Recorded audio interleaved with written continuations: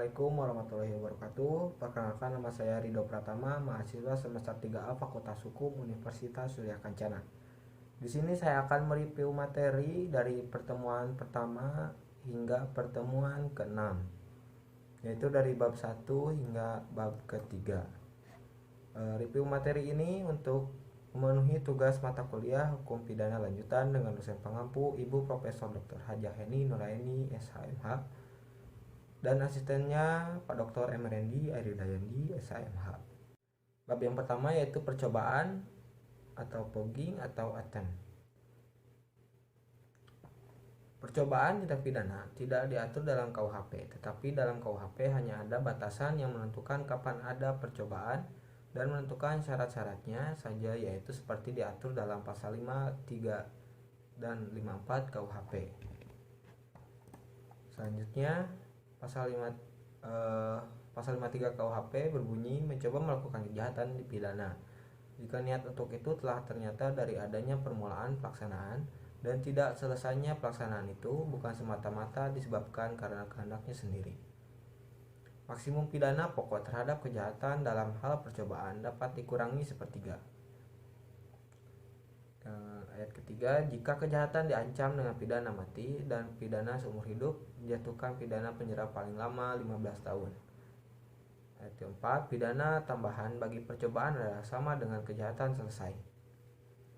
Pasal 54 KUHP berbunyi mencoba melakukan pelanggaran tidak dipidana.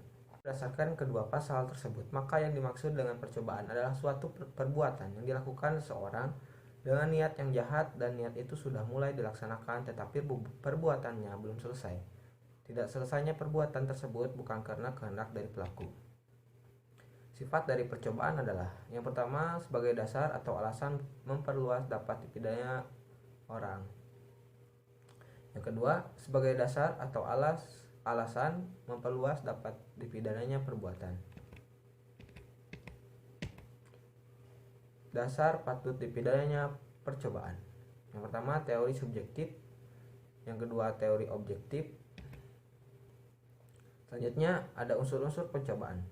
Pertama, adanya niat, adanya permulaan pelaksanaan, pelaksanaan tidak selesai bukan karena kehendaknya sendiri.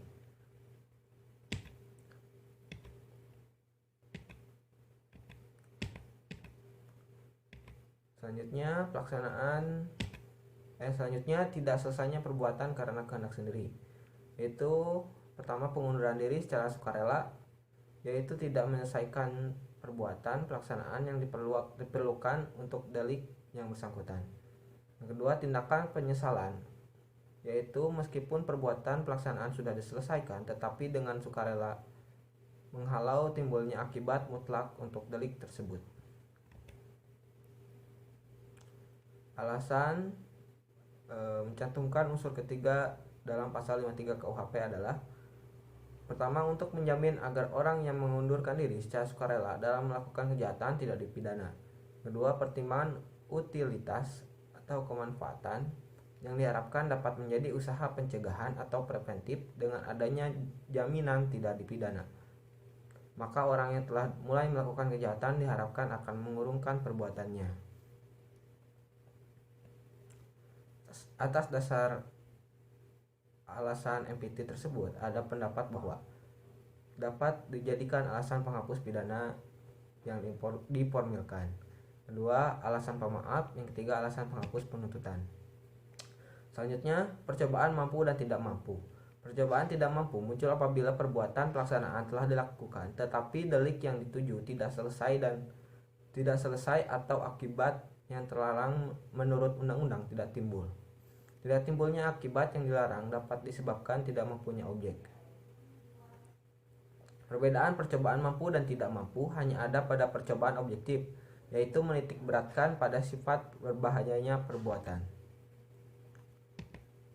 Selanjutnya, pemidanaan terhadap percobaan. Percobaan terhadap kejahatan diatur dalam pasal 53 ayat 2 KUHP, yaitu maksimum pidana yang dijatuhkan dikurangi sepertiganya.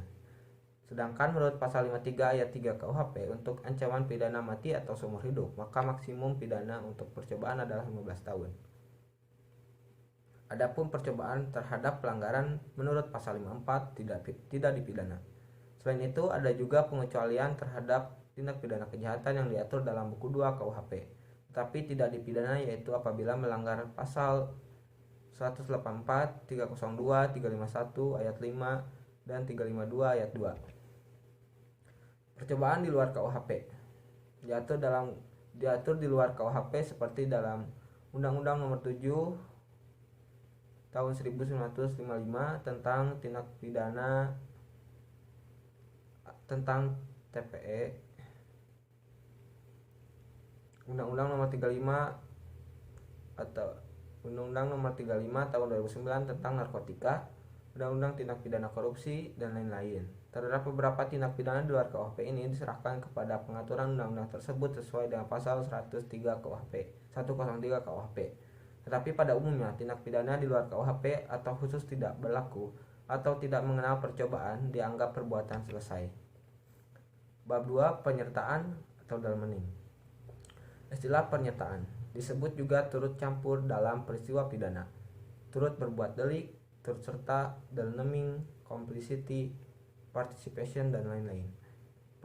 Pengaturan penyertaan secara umum diatur dalam buku 1 bab 5 KUHP pasal 55 sampai pasal 62.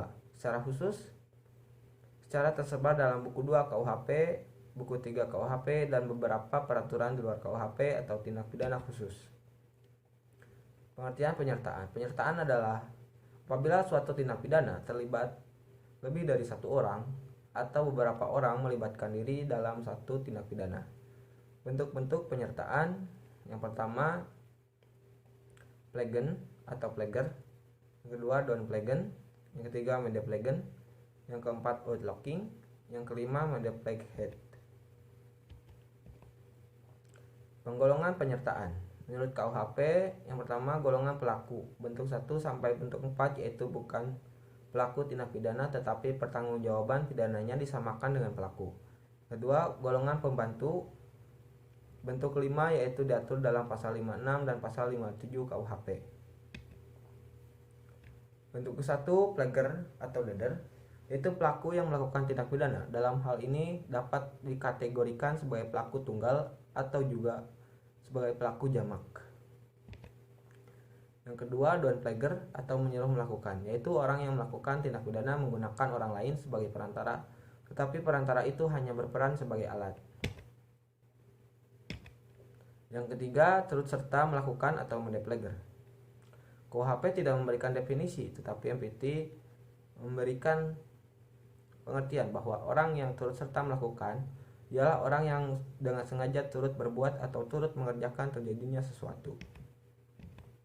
Yang keempat, penganjur atau outlocking, yaitu orang yang menggerakkan orang lain untuk melakukan suatu tindak pidana dengan menggunakan sarana-sarana yang ditentukan oleh undang-undang.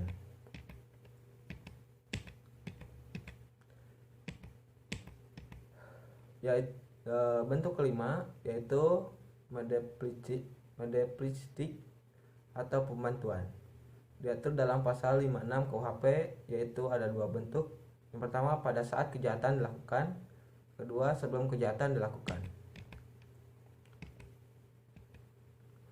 Penyertaan dengan kealpaan atau culpos dan neming. Tindak pidana yang disebabkan karena kealpaan pada prinsipnya tidak dapat dipidana karena tidak mempunyai unsur kesengajaan. Bab ketiga, perbarengan atau gabungan tindak pidana atau samenloop atau konkursus.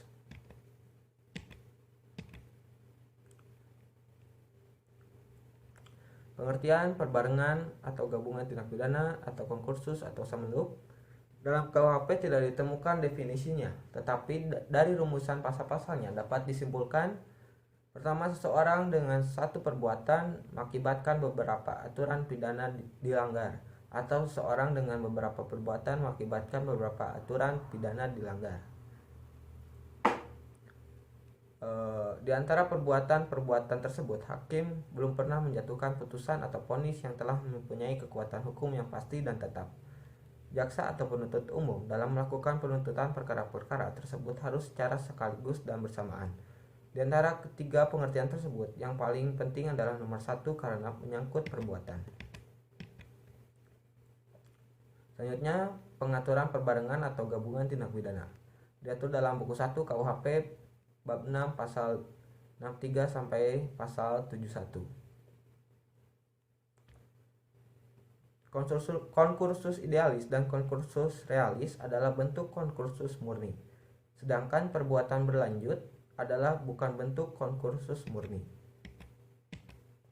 Sistem pemidanaan. Perbarengan peraturan atau konkursus idealis terdapat pada pasal 63 KUHP. Dalam konkursus idealis, perbuatan yang dimaksud adalah perbuatan jasmani atau material handling, yaitu perbuatan yang tidak dapat dipisah-pisahkan. Dalam pasal 63 KUHP, aturan yang dilanggar harus berbeda atau lebih dari satu aturan pidana. Tetapi dalam praktek sering terjadi beberapa perbuatan yang hanya melanggar satu aturan pidana. Terhadap hal ini dipakai pendapat doktrin, yaitu konkursus idealis homogeneus. Mungkin cukup sekian review materi dari bab 1 sampai bab 3 dari saya. Mohon maaf jika ada kesalahan kata. Wabillahi taufiq wal hidayah. Wassalamualaikum warahmatullahi wabarakatuh.